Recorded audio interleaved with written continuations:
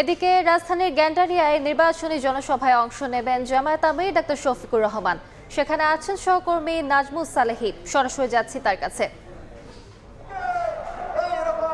ইতিমধ্যেই ধূপখোলা মাঠ কানায় কানায় পূর্ণ হয়ে গেছে। পুরান ঢাকার বিভিন্ন এলাকা থেকে জামাত ইসলামের কর্মী সমর্থক এবং নেতাকর্মীরা এসে পুরো মাঠ আসলে এই মুহূর্তে কানায় কানায় পূর্ণ হয়ে গেছে। স্থানীয় যে জামাতের বিভিন্ন অঙ্গ সংগঠনের নেতাকর্মীরা আছেন তারা এখন মঞ্চে বক্তব্য দিচ্ছেন। জামায়াতের আমির ডাক্তার শফিকুর রহমান এখানে ঢাকা ৬ আসনে জামাত ইসলাম সমর্থিত প্রার্থী ডক্টর আব্দুল মান্নানের পক্ষে নির্বাচনী জনসভায় এখানে বক্তব্য দিবেন। তার আগে তিনি বক্তব্য রেখেছেন যাত্রাবাড়ি কাজলা ব্রিজের নিচে ঢাকা ৪ ও ৫ আসন ২ প্রার্থীর সমর্থনে।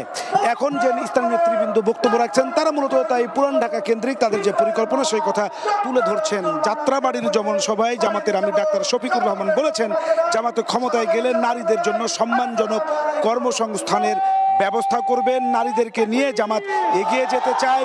নারীদের জন্য একটি নিরাপদ সমাজ গড়ে তোলার পাশাপাশি নিরাপদ কর্মসংস্থান গড়ে তোলার প্রতিশ্রুতি দিয়েছেন তিনি।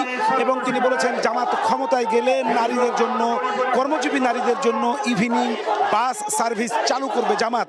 এছাড়াও পুরান ঢাকার যেই সমস্যাগুলো রয়েছে, বিশেষ করে যাত্রাবাড়ি, কাজলা, দনিয়া এবং ওই অঞ্চলের শনি রাখড়া, তিনি সে সমস্ত অঞ্চলের যেই সমস্যাগুলো রয়েছে সেগুলোকে সমাধান করার প্রতিশ্রুতি দিয়েছেন। এবং তিনি বলেছেন যে একটি দল বা অন্য কেউ হেরে যাবার ভয়ে তারা আসলে বাঁকা পথে হাঁটার চেষ্টা করছে। যদি কেউ বাঁকা পথে হাঁটে অথবা যদি কেউ ব্যালট বাক্সে ইঞ্জিনিয়ারিং করার চেষ্টা করে তাহলে তরুণ সমাজকে নিয়ে জামাত তার কঠোর জবাব দিবে, এমন হুঁশিয়ারি দিয়েছেন জামাতের আমির। জামাতের আমিরের এটি হচ্ছে দ্বিতীয় নির্বাচনী জনসভা এবং এরপরে তিনি চলে যাবেন বকশীবাজার আলিয়া মাদ্রাসা মাঠে, যেখানে জামাতের তৃতীয় জনসমাবেশের কথা রয়েছে ঢাকা ৭ আসনের প্রার্থী হাজী এনায়েতুল্লাহর পক্ষে।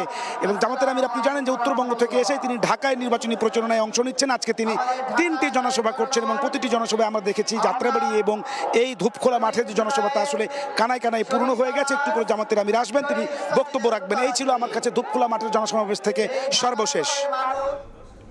সরাসরি যুক্ত ছিলাম গ্যান্ডারিয়ায় জনসভায়।